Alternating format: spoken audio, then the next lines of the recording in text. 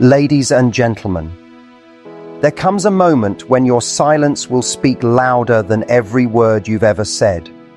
When you stop explaining, stop chasing, stop settling. And suddenly everything shifts, the energy changes, people notice, because nothing confuses the ones who took you for granted more than your absence. This isn't about revenge, it's about respect. And once you do this one thing, the right ones will feel it, and the wrong ones will never forget it. Stay with me, because this might be the most powerful decision you ever make. There's a unique kind of strength in not reacting. It's easy to believe that love or attention is something you earn by doing more, giving more, or showing up more. But in reality, the people who hold the most power in any dynamic are the ones who don't need it to define their worth. When you stop over-investing emotionally, you create space for clarity. That clarity isn't just about the other person, it's about yourself. When you're always available, your energy becomes something taken for granted, not treasured. People start associating your presence with obligation, not choice. But when you pull back, not as a game, but from genuine self-awareness, it shifts everything. Emotional distance shows whether the connection was real or just convenient. It gives you back the power of perspective.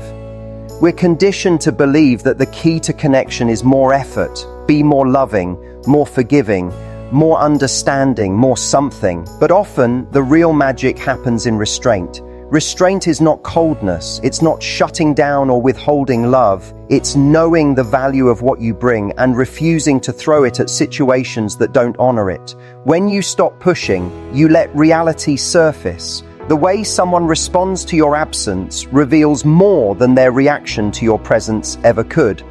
And you get to stop performing for approval. Instead, you become rooted in the calm strength of not needing constant affirmation. That's real emotional maturity.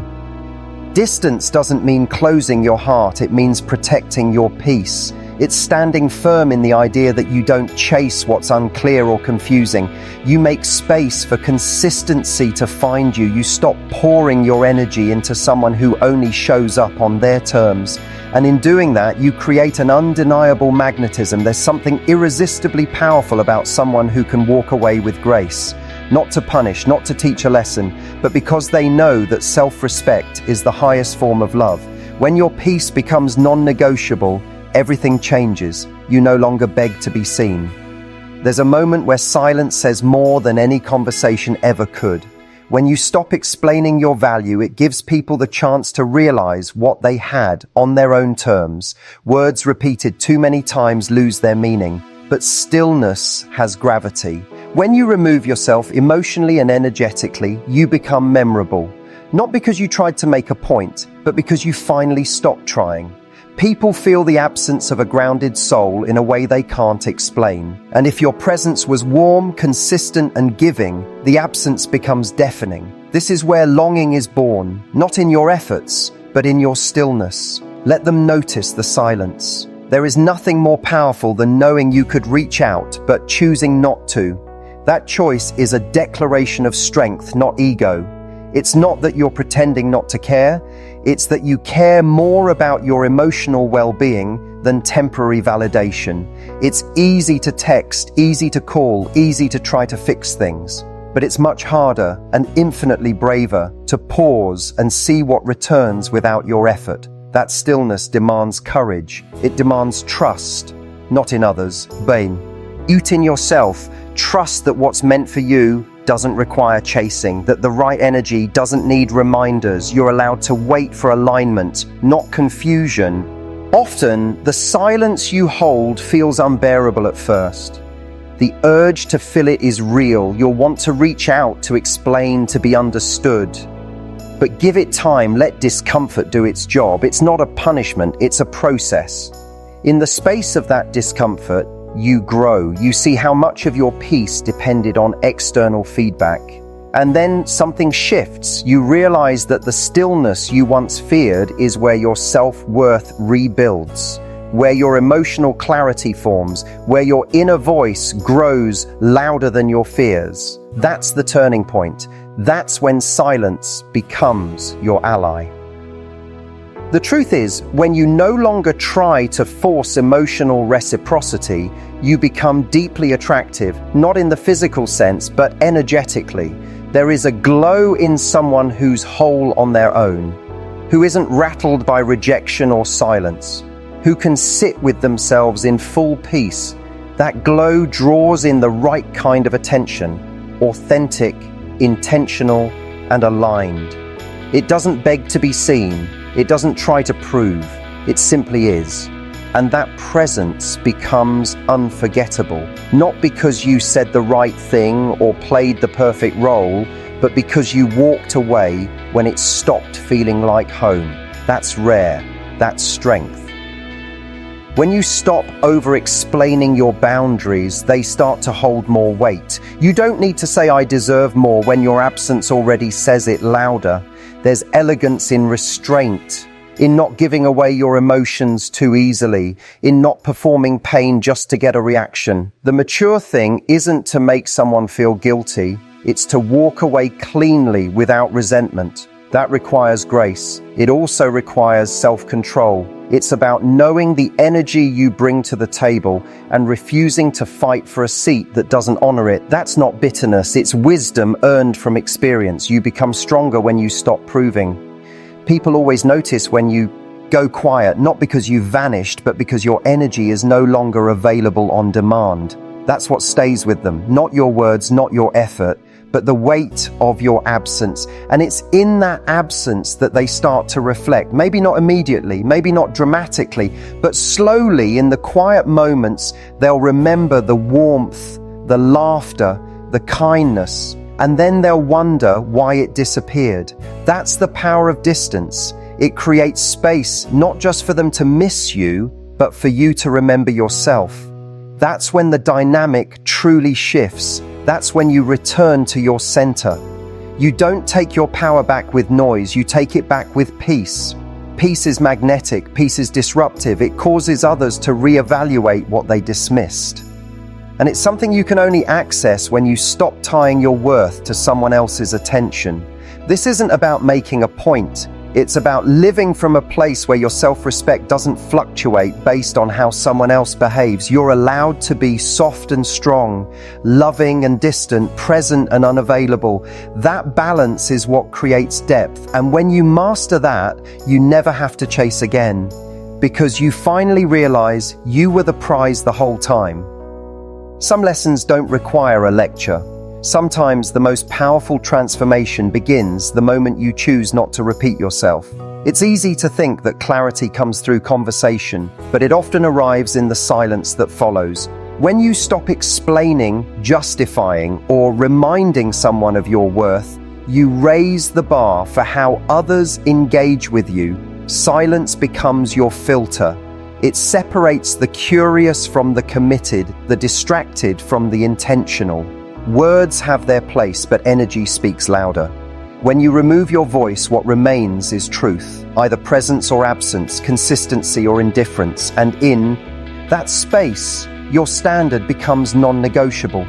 There's a subtle grace in walking away without fanfare, no need for door-slamming exits or final dramatic lines. You simply remove yourself from spaces that do not reflect the care and energy you bring. This isn't about pride, it's about preservation. When you stop trying to fix what isn't aligned, you start protecting what is. Your time, your heart, your spirit, none of them are disposable. And the moment you act like they're sacred, others learn to treat them that way too. You can't demand respect through words if your actions contradict them. So you stop explaining and start embodying the standard instead. It's a mistake to think silence is weakness. In reality, it requires more strength than speaking up. It means trusting that what you don't say will echo just as loudly. You could plead, you could ask for more, you could fight to be understood, but what would that change?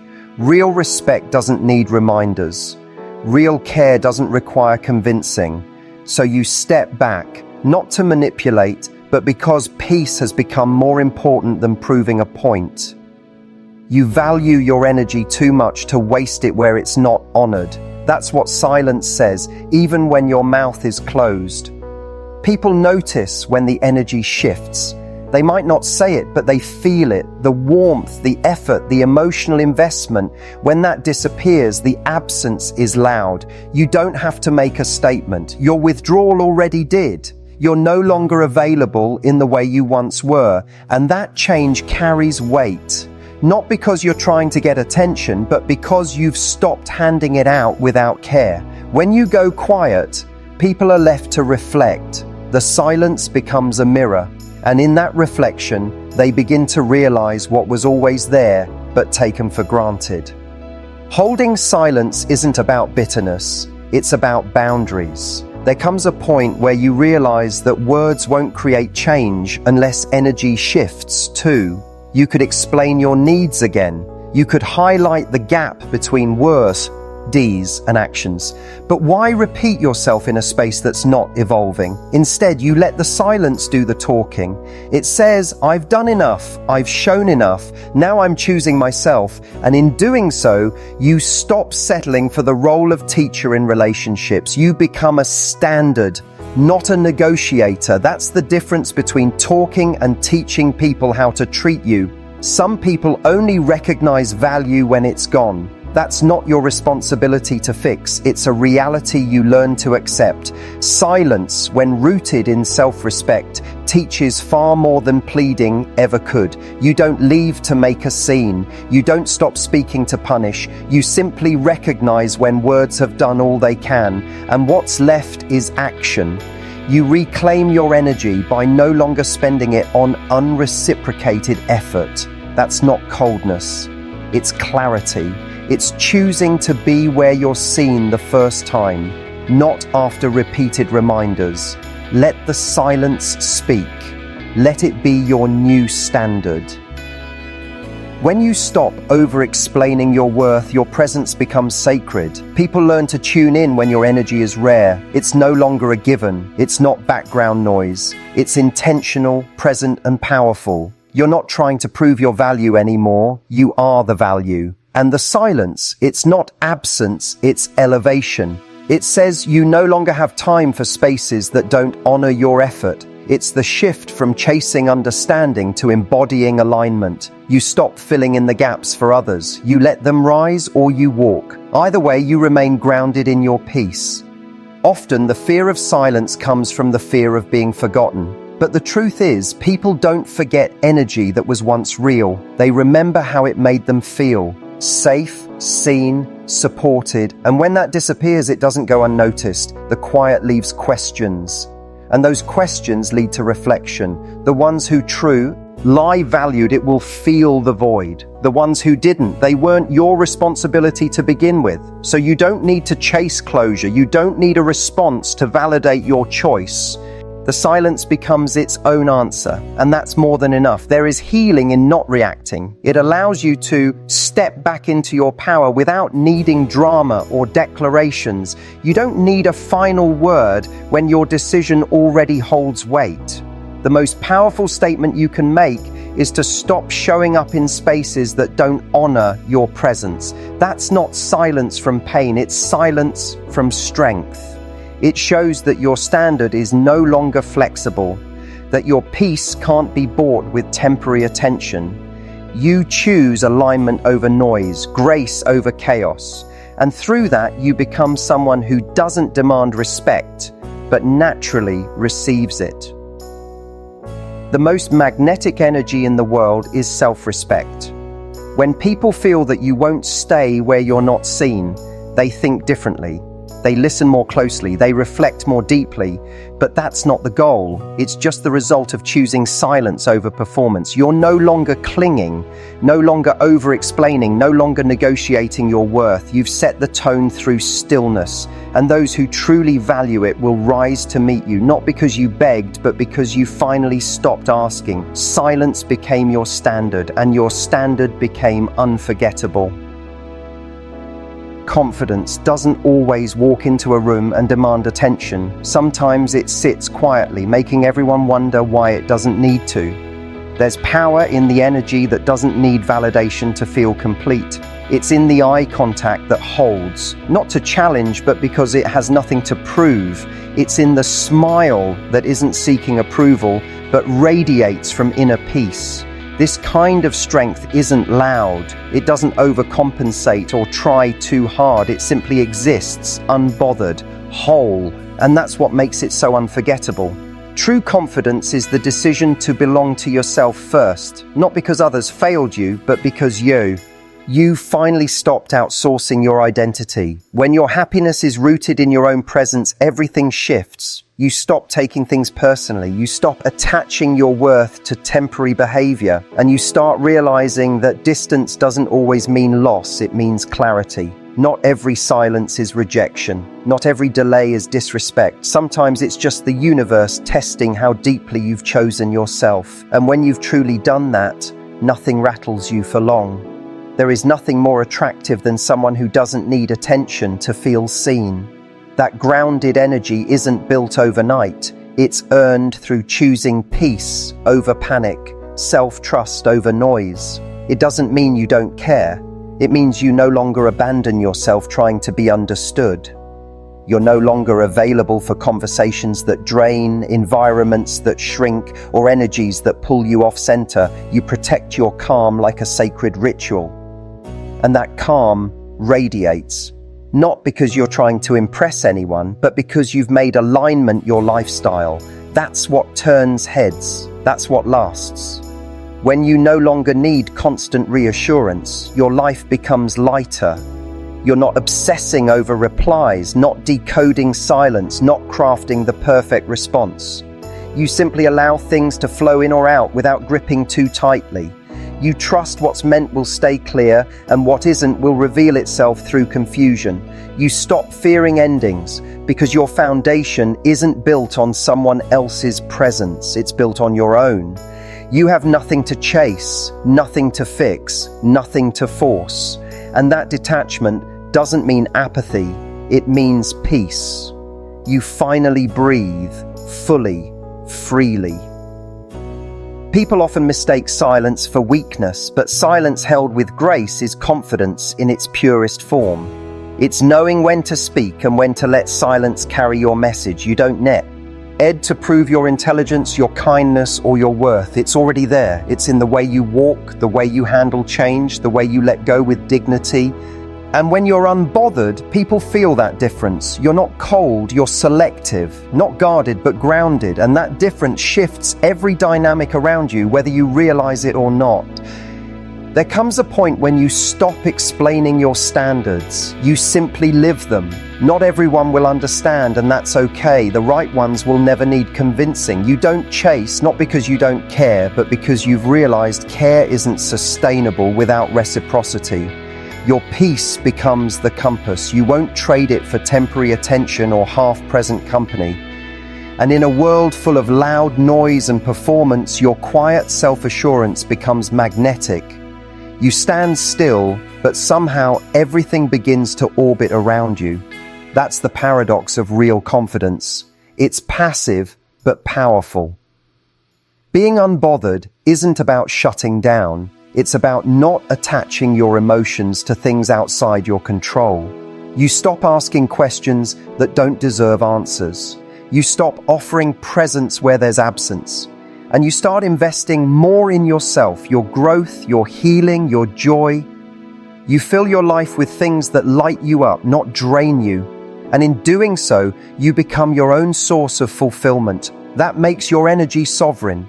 That makes your boundaries unshakable. You love deeply, but you never beg, because your self-respect is the loudest voice in the room now. There is a calmness that comes when you no longer depend on outcomes. You're not terrified of silence or swayed by attention. You can walk away without bitterness. You can stay without attachment. You've stopped making other people's behavior a reflection of your value. And that internal shift changes everything. You start attracting better, not just people, but opportunities, peace, and joy. Because your frequency has changed. You've become someone who no longer negotiates with confusion. You only meet clarity. And if it doesn't align, you don't force it. You simply step back and keep glowing. In every phase of life, there are tests, moments designed to pull you out of your power. But when you're unbothered, those moments lose their grip. You're no longer moved by the superficial. You don't shrink to be liked. You don't perform for attention. Your value isn't on trial. You've decided that your energy is precious, and that decision influences everything. You say less, observe more, react rarely. And that restraint, that's not indifference, it's mastery. You've stopped showing up where you aren't met with depth, because your peace has become the highest currency, and nothing is worth trading it for. You've become your own home now, and because of that, nothing outside of you can shake your foundation. You walk into rooms with softness and strength, knowing you don't need to take up space to be seen. You've done the work. You've healed the parts of you that once felt unworthy, unheard, unseen, and now your energy says it all. You're no longer waiting to be chosen. You've already chosen yourself. That quiet confidence follows you everywhere. It doesn't compete. It doesn't chase. It simply exists. And that, more than anything else, is the power of being truly unbothered. There comes a moment when holding on feels heavier than letting go, not because anything changed overnight, but because something inside you shifted. You stopped asking, "How can I fix this?" and started asking, "Is this even meant for me?"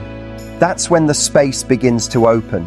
The space between who you were when you tolerated less and who you're becoming now. Growth often begins in the quiet decision to stop settling. And that decision isn't loud or dramatic, it's still calm and certain. You realize not everything needs to be salvaged, not every bond needs to be held onto wits. The both hands, some things simply need to be released so better things can breathe. Letting go isn't about giving up, it's about making room for new energy, deeper connection, clearer alignment. When your heart has been cluttered with confusion, inconsistency, or unmet needs, even love starts to feel exhausting. But clarity comes when you finally allow space to exist without immediately trying to fill it. And in that space, you meet yourself again. You remember what peace feels like. You remember who you were before emotional noise drowned out your intuition. It's not always easy, but it's always necessary. Choosing space isn't rejection of the past, it's preparation for something more aligned. Too often, the fear of the unknown makes us cling to the familiar, even when that familiarity leaves us feeling unseen, unappreciated, or emotionally small. But comfort and fulfillment are not the same thing. One keeps you stagnant, the other makes you rise. When you begin choosing what grows you over what soothes you temporarily, everything shifts. Space doesn't feel empty anymore, it feels intentional. It feels like breath after suffocation, like clarity after chaos. And even though it may feel unfamiliar at first, it's where real alignment begins to take shape. You were never meant to shrink yourself to fit inside a space that couldn't hold your fullness. Every time you made yourself smaller for the sake of connection, you taught yourself that love meant compromise of self. But now space becomes a boundary, a sacred container where only those who meet you fully are allowed in. It's not about isolation, it's about elevation. You protect your spirit now, not out of fear, but out of wisdom. You've seen what happens when you ignore your own needs, and you've finally decided that your peace is the baseline, not the bonus.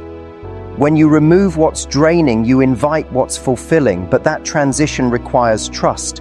Trust that what leaves is clearing the way for what's better. You don't need to know exactly what's coming next. You just need to know that nothing real will ever require you to betray yourself to keep it. You've spent enough time watering dead plants. Now it's time to build a garden that thrives. And it starts with space, not because you're empty, but because you're preparing. You're no longer trying to force pieces to fit. You're waiting for what fits effortlessly, truthfully, and peacefully. There is strength in being willing to walk away from what you wanted once you realize it doesn't support who you're becoming. That's a deeper kind of courage, the kind that isn't about proving anything to anyone else. It's about living in truth, even when it's uncomfortable. And part of that truth is this: not everyone is meant to go where you're headed. Some chapters are complete, some lessons are learned, and some people were only meant to wake you up to what you truly need. When you make peace with that, you stop clinging, you start clearing, you start creating room. Space allows discernment. When you step back, you can finally see things as they are, not just how you hoped they'd be. That distance removes the fog created by emotion and expectation, and in that clarity, you gain power. The power to choose what actually supports you, the power to stop settling, the power to say this isn't enough anymore. And the more space you hold, the more clearly you see who and what genuinely adds to your life. You no longer beg for crumbs. You wait for a seat at a table where your presence is honored, not questioned. Choosing space is an act of deep self-trust. You're telling the universe, I believe something better is meant for me. That belief doesn't mean impatience. It means intentionality. You stop rushing timelines or forcing connections. You let things unfold naturally, not because you don't care, but because you have learned to value your own rhythm. You don't abandon your standards to accommodate chaos. You hold your peace even when it's tempting to reach back out of loneliness or nostalgia. Because now you know the past is not proof of future alignment, and space is how you welcome what's truly right. The beauty of space is that it doesn't just reveal others, it reveals you. It shows you what you've tolerated, what you've feared, what you've outgrown. And in that awareness, you find your voice again. You realize your softness isn't weakness, and your boundaries aren't barriers, they're invitations for deeper connection. When you hold space, you make it known. Your energy is not on discount. Your presence is not a placeholder. You're not waiting to be chosen anymore. You've already chosen yourself, and that choice echoes through every decision you make going forward. Eventually, the space you feared becomes the sanctuary you cherish. What once felt like absence now feels like alignment. You wake up without the ache. You move without overthinking. You laugh without needing to explain why.